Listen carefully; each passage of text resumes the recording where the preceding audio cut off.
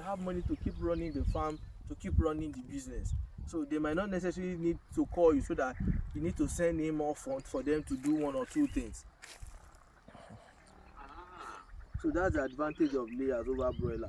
So you have money to keep running. So anybody, you realize that most people who do layers are people that maybe they need daily money to keep running the thing.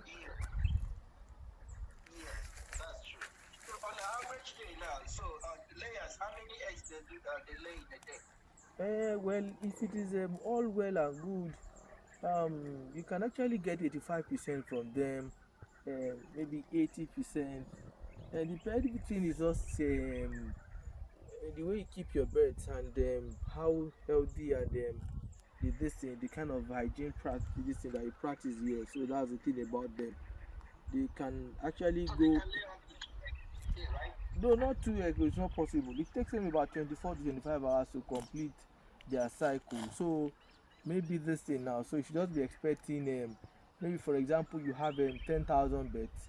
You might be expecting maybe let's say about 8,000 to 8,500, 8,000 to 8,500 beds lay in a day.